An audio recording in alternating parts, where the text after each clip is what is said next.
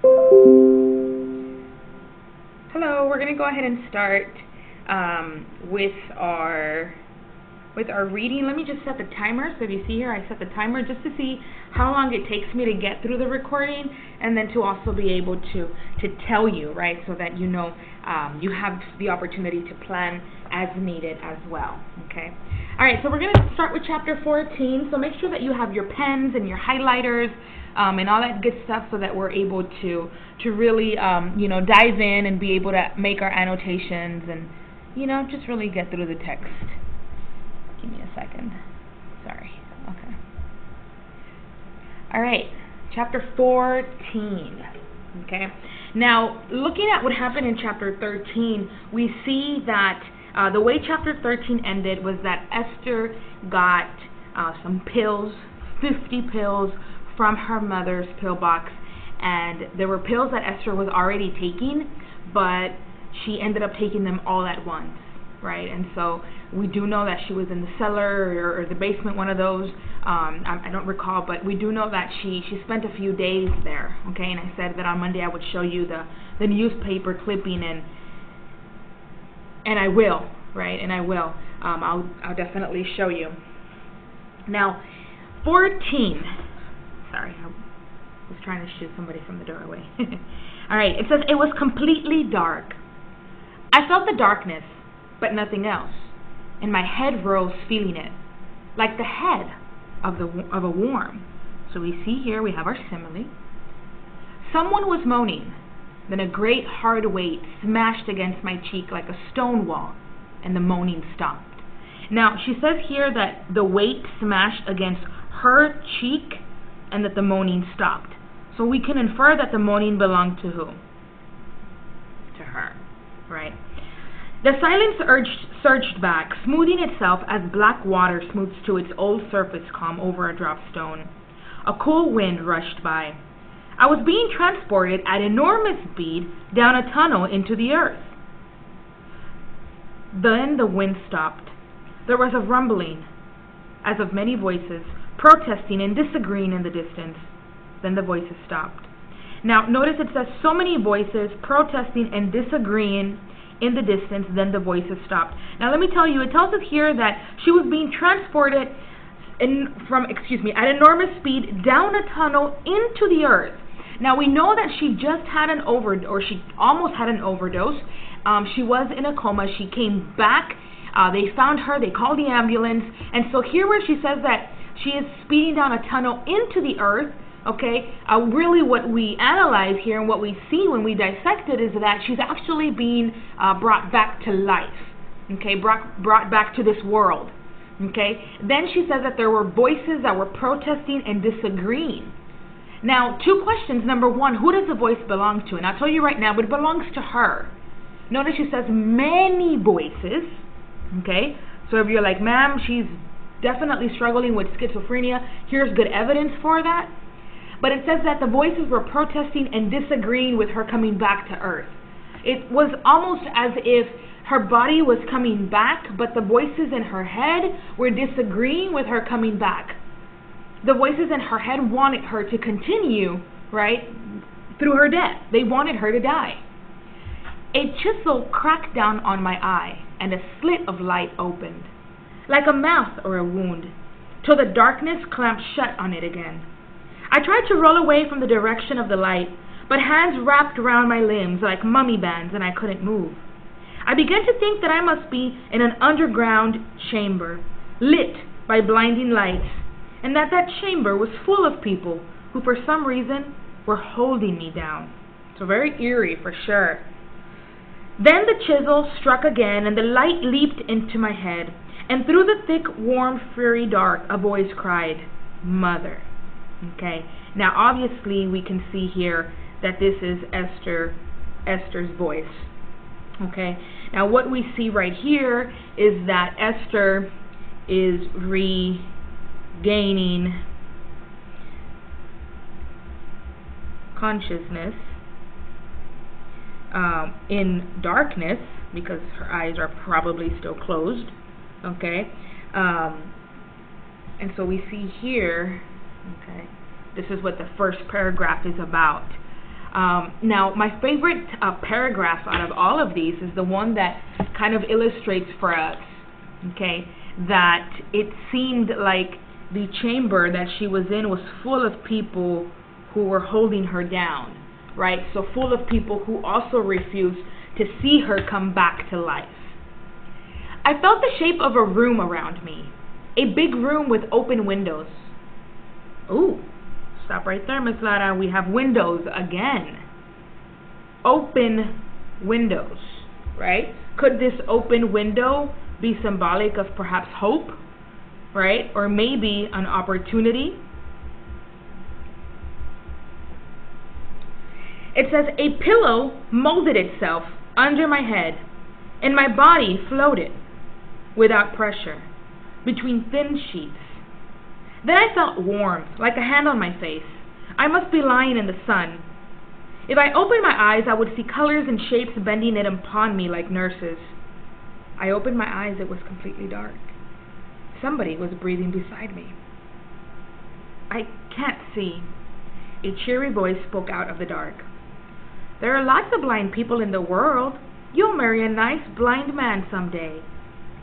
The man with the chisel had come back. Why do you bother? It's no use. You mustn't talk like that. His fingers probed at the great aching boss over my left eye. Then he loosened something, and a ragged gap of light appeared, like the hole in a wall. A man's hand peered round the edge of it. Can you see me? Yes. Can you see anything else? Then I remembered. I can't see anything. The gap narrowed and went dark. I'm blind. Nonsense. Who told you that? The nurse. The man snorted. He finished taping the bandage back over my eye. You are a very lucky girl. Your sight is perfectly intact. All right, and I'll stop right here. So what we see here, and I can detail it for you, this is the doctor speaking. Okay. What I'm highlighting in green is the doctor that is speaking to her and basically walking her through her regaining her sight again, right? She does come to consciousness again, and she realizes that she's on a bed, again in darkness, and it's more than likely because we see here that she has like a bandage around her eyes, right? And there's a person with and notice it says where does it say? A cheery voice, right, spoke out telling her like, hey, you're going to marry a nice blind man someday. And so now she comes to consciousness when there was something loosened above her eyes, and then she sees lights again. And then obviously she is not blind. Esther is not blind, okay? I just want to make that very clear. But we do see that when she returns to consciousness, she is completely powerless over her body, right? We can see that she says that she hears moaning, but it's her, right? And then notice that she hears other voices or somebody else's voices, and she cannot open her own eyes, and she's expressing how, she feels like there's voices that are disagreeing with her, regaining this consciousness. And so definitely when we look at mind versus body, we can definitely see here, that theme, right, of mind versus body, okay? Let's go ahead and continue to the next page. It says, the nurse beamed and disappeared. My mother came smiling around the foot of the bed. She was wearing a dress with purple cartwheels on it, and she looked awful. A big, tall boy followed her. At first I couldn't make out who it was because my eyes only opened a short way, but then I saw that it was my brother, right?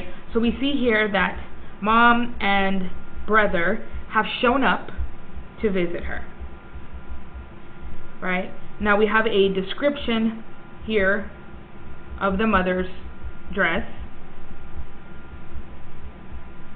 And I love the way she says she looked awful, right? Very blunt, very honest. They said, you want to see me? This is the mom talking. My mother perched on the edge of the bed, and she laid a hand on my leg. She looked loving and reproachful, and I wanted her to go away, right? So wow, we have Esther finally, right, in a way speaking the truth here on her mother. I didn't think I said anything. They said you called for me. Now remember, here we see that Esther did call for her. Makes sense? Esther's like, I don't think I said that. And the mom says, yeah, you said you called for me. She seemed ready to cry. Her face puckered up and quivered like a pale jelly. How are you? My brother said. I looked my mother in the eye. The same. Now, I'm sorry. I love this. She looked her mother in the eye and told her the same. I feel the same. For the first time, she's telling her mother, this is how I feel. The same. Right? The brother was asking, but the problem was not with the brother. The problem was with the mother. And she made eye contact with her, looked her straight in the eye, and told her exactly how she felt.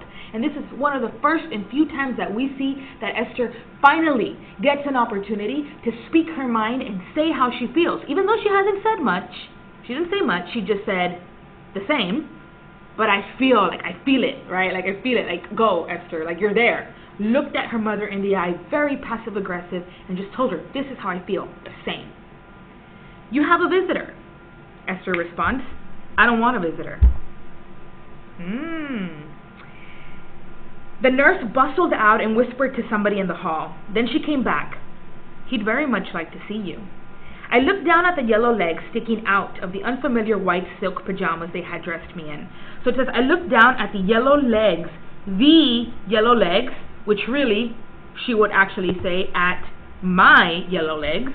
But again, we have that separation of mind versus body. But we also know the color yellow, okay, is here. Now, obviously, in this context, the color yellow symbolizes sickness, okay, which ties into the sickness that she is currently experiencing. She says, the skin shook flabbily when I moved as if there wasn't a muscle in it, and it was covered with a short, thick stubble of black hair. Who is it? Somebody you know. What's his name? George Bakewell. I don't know any George Bakewell. He says he knows you. The nurse went out, and a very familiar boy came in and said, mind if I sit on the edge of your bed? Right, so we see here that there is a man named George who is visiting. Now, we're in chapter 14 of the Bell Jar, and I've never heard of George, so I don't know who he is, and Esther says, I don't know who he is either. Then it says he was wearing a white coat, and I could see a stethoscope poking out of his pocket. I thought it must be somebody I knew dressed up as a doctor. I had meant to cover my legs if anybody came in, but now I saw that it was too late, so I let them stick out just as they were, disgusting and ugly. That's me, I thought. That's what I am. So here we have this claim from Esther, what she says that she is. She says, that's me, that's exactly what I am. I am disgusting, and I am also ugly. Right, so Esther reveals to us exactly how she feels in this moment, okay? Not just mentally or emotionally, but physically as well. You remember me, don't you, Esther?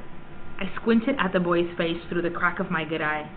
The other eye hadn't opened yet, but the eye doctor said it would be all right in a few days.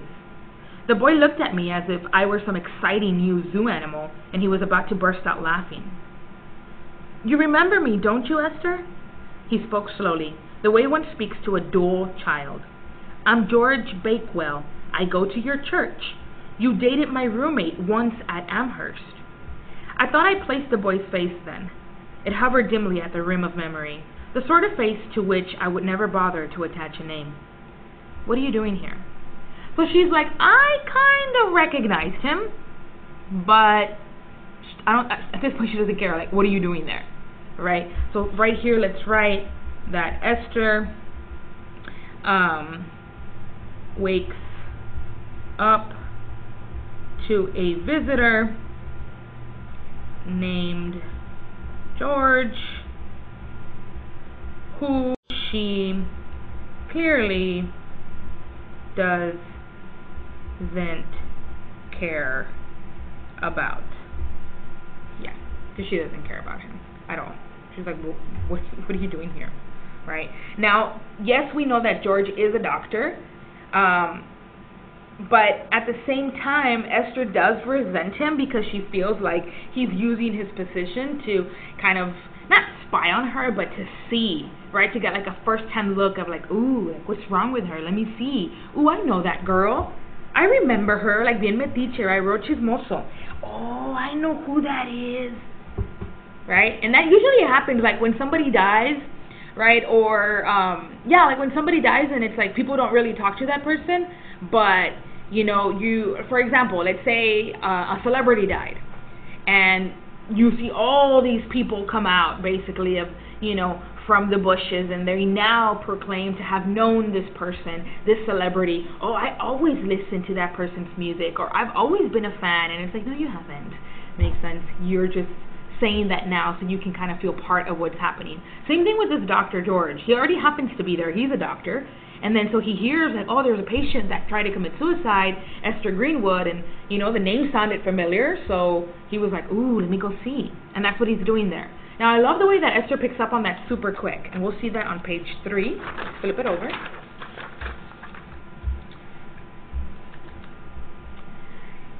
I'm a houseman at the hospital, and this is George speaking. How could this George Bakewell have become a doctor so suddenly?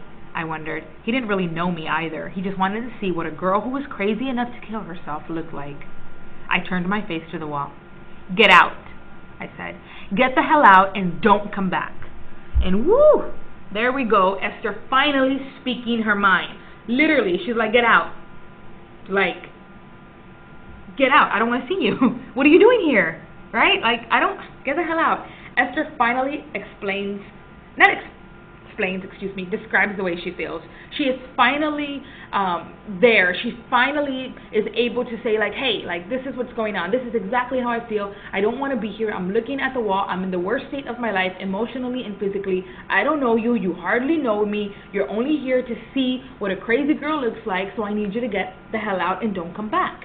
Right? So finally here we have Esther standing up for herself. And so we'll write that here. Esther standing up for herself. Esther finally defending herself, right, which is really good to see. Then we have a break here, shift. Here we have Esther say, I want to see a mirror.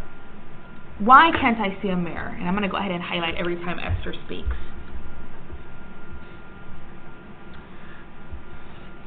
So here we have the infamous motif, which is also a huge symbol in the story, the mirror. I want to see a mirror. Now my question to you is, why would she want to see a mirror? Why? Well, ma'am, maybe she wants to see what she looks like. Most definitely. Most definitely. She wants to see what she looks like. I had been dressed in a sheet, striped gray and white like mattress ticking with a wide shiny red belt, and they had propped me up in an armchair.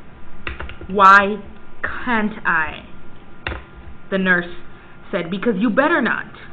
And the nurse shut the lid of the overnight case with a little snap. Why?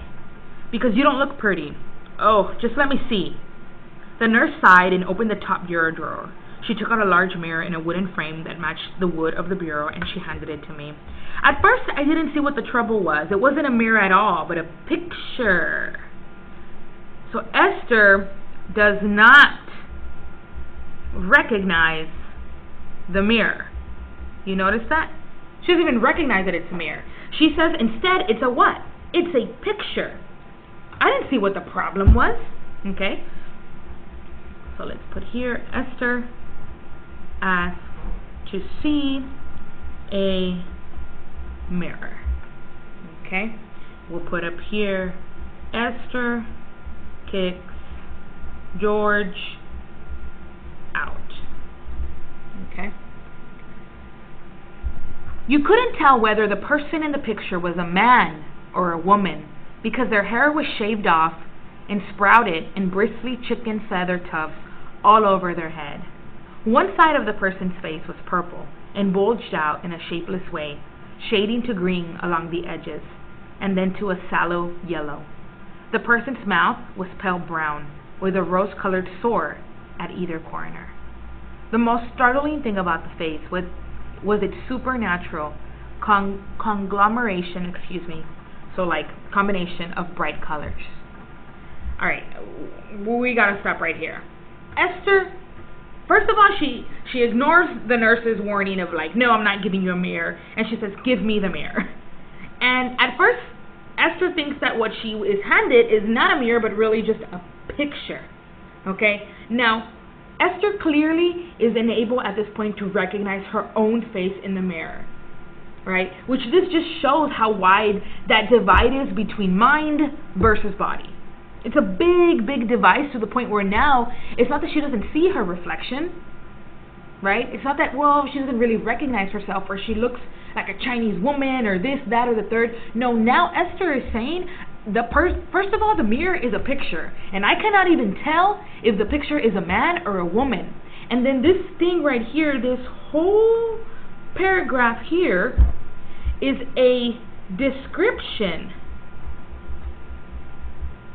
of what Esther looked like after her attempted suicide. This whole piece right here.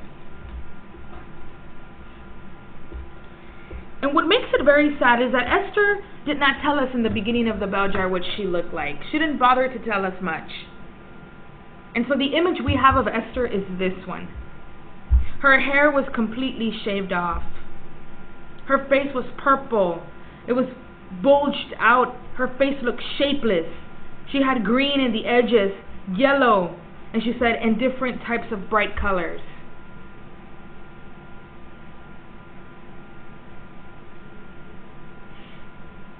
Okay. Notice she also adds, I smiled. Whew. Why? Big question. I don't have an answer for you. Right? But as IB scholars, what do? We ask questions, and my question is why? Why do you smile? Why do you smile when you see this? Is it because physically you have hurt yourself and you know that? You've accomplished what you wanted, which was hurting yourself? Well, no, ma'am, she didn't accomplish it because she wanted to kill herself. So what is it? Is it that the person that she's looking in the mirror doesn't look like herself? Is that how much she hates Esther Greenwood? Is that how much she hates herself and what she looks like? That she is smiling when she notices that her face has been completely disfigured, that she looks different. She says, I smiled, and then check it out. The mouth in the mirror cracked into a grin. So literally she's telling you, I smiled, oh, and then the mouth in the mirror too. Ooh, guys, we know that it's the same person, but she doesn't. A minute after the crash, another nurse ran in. She took one look at the broken mirror and at me, standing over the blind white pieces, and she hustled the young nurse out of the room. Didn't I tell you? I could hear her tell the other nurse. But didn't I tell you? And I was listening with mild interest. Anybody could drop a mirror. I didn't see why she should get so stirred up. The other older nurse came back into the room. She stood there, arms folded, staring hard at me. So notice now, the other nurse, the older nurse, came back, and all she did was she stood there and she was staring at Esther. 7 years bad luck. What? I said, the nurse raised her voice as if she was speaking to a deaf person, 7 years bad luck. So we can see here that that the mirror has been broken. Now I will tell you this, Esther broke the mirror. She broke it. She shattered it on purpose. Okay. Now, unfortunately, they're going to look at this behavior and they're going to think that it's inappropriate behavior, that she's misbehaving, basically. The young nurse returned with a dustpan and a brush, and she began to sweep up the glittery splinters. That's only a superstition, I said then. Huh? The second nurse addressed herself to the nurse on her hands and knees as if I wasn't there. At you-know-where, they'll take care of her. Ooh, at you-know-where. So definitely, it looked like they were taking Esther away. From the back of the window of the ambulance, I could see the street after a familiar street funneling off into a distance. My mother sat on one side and my brother on the other. Okay, so we can see that here her mother is riding with her, okay, as Esther is now being transported in an ambulance to the psychiatric ward of the city hospital. I had pretended I didn't know why they were moving me. Ooh, I was pretending that I didn't know why they were moving me, but she knew exactly why, and that's because she broke the mirror. I had pretended I didn't know why they were moving me from the hospital in my hometown to a city hospital to see what they would say. So here, Esther is being sneaky. She's kind of testing her mom and her brother. She's telling them what she wants to tell them to get a reaction from mom and her brother. They want you to be in a special ward, my mother said. They don't have that sort of ward at our hospital. I liked it where I was. My mother's mouth tightened. You should have behaved better then. Ooh, child. You should have behaved better then. What? You shouldn't have broken that mirror. Then maybe they would have let you stay. But of course, I knew the mirror had nothing to do with it. I sat in the bed with the covers up to my neck. Why can't I get up? I'm not sick. Ward rounds, the nurse said. You can get up after ward rounds. And she shoved the bed curtains back and revealed that there was a fat young Italian woman in the next bed, right? So we have a new woman at this new ward that Esther is at, okay? What I want to talk about, or I want to mention before we continue, is that the way it works is here is I feel like if Esther is being treated like a child, right? Her mother is scolding her like if she was an infant, like if she was a little kid, right? And so it's almost as if her mental illness is causing this misbehavior, rather than people looking at her behavior as a consequence of her mental illness. Makes sense? They're not looking at her mental illness and thinking like, oh, she's doing this because she's mentally ill. But the mom says, you should have behaved. So we continue to see here that the mom continues to think that Esther has control of her actions, and Esther has control of how she is behaving, and that Esther is, being she's being purposeful in the way that she is acting at this hospital. Now, I do want to challenge you to think about that. Do you agree with Esther's mom that Esther's doing this on purpose, or do you think that the way Esther is acting now is just part of the illness that she is struggling with, right? The woman looked at me and giggled. Why are you here? She didn't wait for an answer. I'm here on account of my French-Canadian mother-in-law. She giggled again. My husband knows I can't stand her. And still, he said she should come up and visit us. And when she came, my tongue stuck out of my head. I couldn't stop it. They ran me into emergency, and then they put me up here with the nuts. Then she said, what's the matter with you? So here we have, and I'll write it here, the reason why this woman is at the ward, this Italian woman, okay? And now she asks Esther, like, what's the matter with you? I turned her my fool face with the bulging purple and green eye. I tried to kill myself. Bam, another example of Esther telling the truth. Esther being honest. She was honest with her brother, she was honest with Dr. George, and now she's honest with this lady at the ward, and she tells her the truth. I tried to kill myself. The woman stared at me. Then quickly, she snatched up a movie magazine from her bed table and pretended to be reading. The swinging door opposite my bed flew open, and a whole troop of young boys and girls in white coats came in, with an older gray-haired man. They were all smiling with bright, artificial smiles. They grouped themselves at the foot of my bed, right? So here we have Esther's bed, right? And here we have the blanket, and Esther is laying down, and then here we have another bed, okay, with this, oops, I don't know what I'm doing, okay, just ignore my little drawing, okay, And this is Esther here. She says that all the doctors stood at the foot of her bed.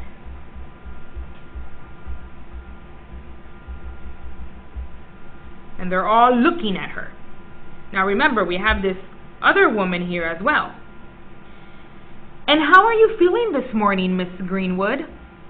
I tried to decide which one of them had spoken. I hate saying anything to a group of people. When I talk to a group of people, I always have to single out one and talk to him. And all the while I am talking, I feel that the others are peering at me and taking unfair advantage. I also hate people to ask cheerfully how you are when they know that you're feeling like hell and expect you to say fine. And then what does she say? I feel lousy.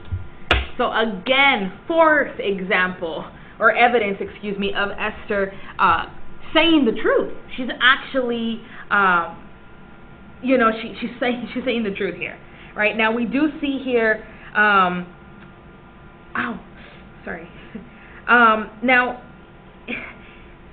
okay, before I continue, let's read the rest of them. I can explain to you why that lady turned around, why she did not even bother to even continue the conversation with Esther. We can definitely tell that suicide is taboo, and we can definitely see that this lady felt as if the reason why she was there was more superior in some way than Esther's. Like, I'm here for a real reason. I'm here because I was brave. Because I don't like my mother-in-law, and I told her like it is. I'm here because she came to visit, and my husband knew that I can't stand her. Like, it feels like the lady, the Italian woman, is justifying why she's there. And when she hears why Esther's there, and Esther says, I tried to kill myself, the lady gets upset because now she has to face the reality that she's in a place with people that are really crazy, which means, excuse me lady, you're also very crazy. But we can see based on her description here that she doesn't admit that. She doesn't want to see her fault. She doesn't want to think that she is crazy. In fact, she mentions that they put me here with all the nuts, almost as if she wasn't. So the fact that Esther really did try to do something very serious reminds this lady and kind of gives her that reality check of like, hey, you're in here for a reason. Makes sense. Let's go to page number 5. Lousy, somebody said, and a boy ducked his head with a little smile. Somebody else scribbled something on a clipboard. Then somebody pulled a straight, solemn face and said, and why do you feel lousy? I thought some of the boys and the girls in that bright group might well be friends of Buddy Willard. They would know that I knew him, and they would be curious to see me, and afterward they would gossip among themselves. I wanted to be where nobody I knew could ever come. I can't sleep. Again, saying the truth, they interrupted me. But the nurse says you slept last night. I can't read. I raised my voice. I can't eat. It occurred to me that I'd been eating ravenously ever since I came to. The people in the group had turned from me, and they were murmuring in low voices to each other, and then finally, the gray-haired man stepped out. Thank you, Mrs. Greenwood. You will be seen by one of the staff doctors presently. Then the group moved on to the bed of the Italian woman. And how are you feeling today, Mrs. Somebody said, and the name sounded long and full of eyes, like Mrs. Tamalillo. Mrs. Tamalillo giggled. Oh, I'm fine, doctor. I'm just fine. Then she lowered her voice and whispered something that I couldn't hear. And then one of the two people in the group glanced directly in my direction. And then somebody said, all right, Mrs. Tamalillo. And then somebody stepped out and they pulled the bed curtain between us like a white wall. So obviously, Mrs. Tamalillo told them something like, oh, she's crazy, she tried to kill herself, or I'm afraid of her, or something, because they got the curtain that was between them. And if you can see here, remember the picture that I drew for you, state-of-the-art picture, they were next to each other. So then the group of people moved on to this bed, and then we can see that the lady was like, I don't know what Mrs. Tamalillo said. I don't. But we can definitely infer that it wasn't anything good, because then they put the what? They put the curtain. Okay. All right. So let's go ahead and write here. The doctors visited Esther. Okay. I sat on one end of a wooden bench in the grassy square between the 4 brick walls of the hospital. My mother in her purple cartwheel dress sat on the other end, and she had her head propped in her hand, index finger on her cheek and her thumb under her chin. Mrs. Tamalillo was sitting with some dark-haired, laughing Italians on the next bench down. Every time my mother moved, Mrs. Tamalillo imitated her. Now Mrs. Tamalillo was sitting with her index finger on her cheek and her thumb under her chin and her head tilted wistfully to one side. "Don't move," I told my mother in a low voice. "That woman's imitating you." My mother turned to glance around, but quick as a wink, Mrs. Tamalillo dropped her fat white hands in her lap and started talking vigorously to her friends. "Why, she's not, Esther. She's not even paying attention to any of us." But the minute my mother turned around to me again, Mrs. Tamalillo matched the tips of her fingers together the way my mother had just done and cast a black, mocking look at me. Right, so here we can see that Esther feels Mrs. I'm going to put T for Tamalillo is mocking, right, or almost even like picking on her. Now, this is Esther's, narration. We don't know. She could, or, maybe she doesn't. We don't know, right? Now, what we do know, though, is that Mrs. Tamalillo was frightened, basically, by Esther. Okay? And we can definitely see here that when they are outside, Mrs. Tamalillo is also outside with her visitors, and Esther's like, yeah, that woman is picking on me, right? She keeps on mocking me. She's giving me these stares, right? All right, let's continue. It says, the lawn was white with doctors. All the time my mother and I had been sitting there in the narrow cone of the sun that shone down between the tall brick walls. Doctors had been coming up to me and introducing themselves. "I'm Dr. So-and-so. I'm Dr. So-and-so." Some of them looked so young that I knew they couldn't be proper doctors, and one of them had a queer name that sounded just like Dr. Syphilis, so I began to look out for suspicious fake names, and sure enough, a dark-haired fellow who looked very like Dr. Gordon, except that he had black skin where Dr. Gordon's skin was white. He came up to me and he said, "I'm Dr. Pancreas," and shook my hand. After introducing themselves, the doctors all stood within listening distance, only I couldn't tell my mother that they were taking down every word we said without their hearing me, so I leaned over and whispered into her ear. My mother drew back sharply. "Oh, Esther, I wish that you would cooperate. They say you don't cooperate. They say you won't talk to any of the doctors or make anything in occupational therapy." "I've got to get out of here," I told her meanly. "Then I'd be all right. You got me in here. I said, you get me out." So, wow, again, a different Esther, completely different, standing up, telling her mother how she feels, telling her exactly what she wants. I thought if only I could persuade my mother to get me out of the hospital, I could work on her sympathies, like that boy with brain disease in the play, and I could convince her what was the best thing to do. To my surprise, my mother said, "All right, I'll try to get you out, even if only to a better place. If I try to get you out, promise you'll be good?" I spun around and I glared straight at Dr. Syphilis, who stood at my elbow taking notes on a tiny, almost invisible pad. "I promise," I said in a loud, conspicuous voice. So she knew that the doctors were listening. They were listening to the conversation. They were evaluating her, and so she was saying all the right things. And she made sure that they heard her too. Now, how can I say this? Esther's mom does not understand the nature of Esther's mental illness. And she thinks that Esther is on her own, voluntarily controlling her own behavior. Now, obviously, Esther is completely annoyed with the whole situation, and she's just like, "Look, I'll promise to be good if you get me out, right? I'll promise I'll start cooperating with the staff and all that good stuff, right?" So let's see what happens next. The Negro wheeled the food cart into the patient's dining room. The psychiatric ward at the hospital was very small, just 2 corridors in L shape, lined with rooms and beds behind the OT shop, where I was, and a little area with a table and a few seats by a window in the corner of the L, which was our lounge and dining room. Usually it was a shrunken old white man that brought out our food. but today it was a Negro. The Negro was with a woman in blue stiletto heels, and she was telling him what to do. The Negro kept grinning and chuckling in a silly way. Nobody at the table made a move to take the lids off of the tin tureens, and the nurse stood back to see if any of us would take the lids off before she came to do it.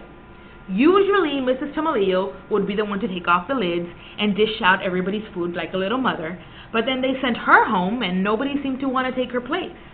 I was starving, so I lifted the lid off the first bowl. "That's very nice of you, Esther," the nurse said pleasantly. "Would you like to take some beans and pass them around to the others?" Now, check this out. She says that she was what? Starving. Where are we? I was starving. So I'm going to put here, Esther wants to what? She actually wants to eat. "That's very nice of you, Esther," the nurse said pleasantly. "Would you like to take some beans and pass them around?" I dished out a helping of green string beans, and I turned to pass the tureen to the enormous redheaded woman at my right. She had been yelling and laughing in a rude way and slapping her thighs at the passing doctors, and the white jacket attendant who took care of the people in the end of the ward was leaning against the radiator laughing himself sick. "Oh, Mrs. Mole," the nurse said in a sad voice, "I think you better eat in your room today." And she returned most of the beans to the tureen and gave it to the person next to Mrs. Mole and let Mrs. Mole off. All the way down the hall to her room, Mrs. Mole kept turning around and making leering faces at us and ugly oinking noises. The Negro had come back and was starting to collect the empty plates of the people who hadn't dished out any beans yet. "We're not done," I told him. "You can just wait." "Meh, meh," the Negro widened his eyes in mock wonder. He glanced around. The nurse had not yet returned from locking up Mrs. Mole. The Negro made me an insolent bow. "Miss Mucky Muck," he said under his breath. I lifted the lid off the second tureen and I uncovered a wedge of macaroni, stone cold and stuck together in a gluey paste. The third and last tureen was chock full of baked beans. All right. Give me a second. So what we see here is that Esther watches Mrs. Mole get sent to her room for dumping basically beans on her plate. Right now, there's this new guy here, that the Negro that she says, and he tries to clear the plates before they've even been served. And Esther kind of stands up for them and basically says, "Hey, wait!" And we see that he mocks her and he calls her Miss Mucky Muck, and and we can see here, right, that basically she wants these people to also be treated like human beings, right? That's all she wants. She wants these people to get an opportunity to eat. Now, you're already mentally ill, you're already in a psychiatric ward, you're already alone, and then this guy, he brings the food, and then when the woman leaves, he wants to clean up already, so he picks up the food without even making sure that everybody had even served themselves. Now, obviously, they're not going to have anything to eat, and, well, that, upsets her, and, he doesn't care. Now, I knew perfectly well you didn't deserve two kinds of beans together at a meal. You didn't serve two kinds of beans together at a meal. Beans and carrots or beans and peas, maybe, but never beans and beans. The Negro was just trying to see how much we would take. The nurse came back and the Negro edged off at a distance. I ate as much as I could of the baked beans. Ooh, so she ate. Then I got up from the table and I passed around to the side where the nurse couldn't see me below the waist, and behind the Negro, who was clearing the dirty plate. So she went behind the Negro. I drew my foot back and I gave him a sharp, hard kick on the calf of his leg. The Negro leaped away with a yelp and he rolled his eyes at me. Oh, miss, he moaned, rubbing his leg. "You shouldn't have done that. You shouldn't. You really shouldn't." And then Esther says, "That's what you get." He didn't respond when she was trying to reason with him, asking him to treat the other patients like human beings by letting them eat. So she what? She resorted to physical violence. Very unlike Esther. Do you want to get up today? And we have a shift here. No. I huddled down more deeply in the bed, and I pulled the sheet up over my head. Then I lifted a corner of the sheet and peered out. The nurse was shaking down the thermometer she had just removed from my mouth. You see? It's normal. I had looked at the thermometer before she came to collect it, the way I always did. You see? It's normal. Why do you keep taking it for? This is Esther talking, right? I wanted to tell her that if only something were wrong with my body, it would be fine. I would rather have anything be wrong with my body than something be wrong with my head. But the idea seemed so involved and so tiring that I didn't even say anything to her. I only buried down further into my bed. Then through the sheet I felt a slight, annoying pressure on my leg. I peeped out of my sheet and I noticed that the nurse had put her tray of thermometers on my bed while she turned her back and took the pulse of the person who was next to me in Miss Tomalillo's place. So if you notice, the nurse literally took Esther's temperature, and then the tray that she had that carried all the other thermometers, she put it on Esther's leg over the blanket. She says, a heavy knottiness pricked through my veins. I was irritated, but it was attractive as the hurt of a loose tooth. I yawned and stirred as if about to turn over, and I pushed my foot under the box. So what did she do? She pretended to have stretched and yawned, and she kicked it. Oh, the nurse cried.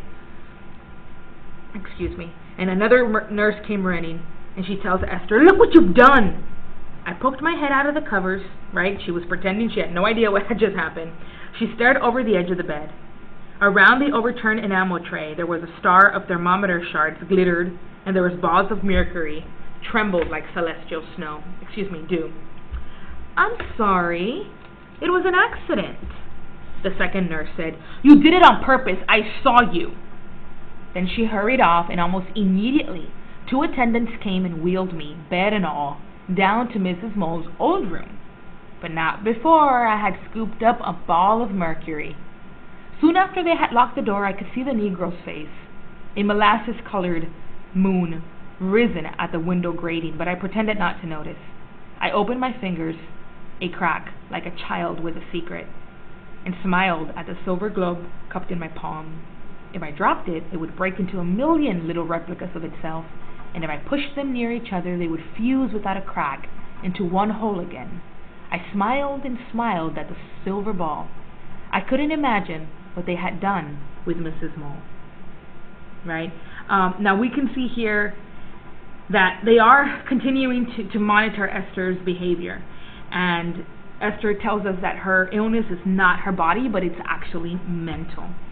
Now, Esther, we see here that she kicks the tray off and all the thermometers shatter, and we know that the nurses are really upset, and they obviously don't believe that Esther did this by accident. But before they leave and they take Esther, she manages to get a little scoop of a ball of mercury before being hurried off, right? And basically we can see that the Negro is smiling at her through the door, como haciéndole burla, right? Making fun of her.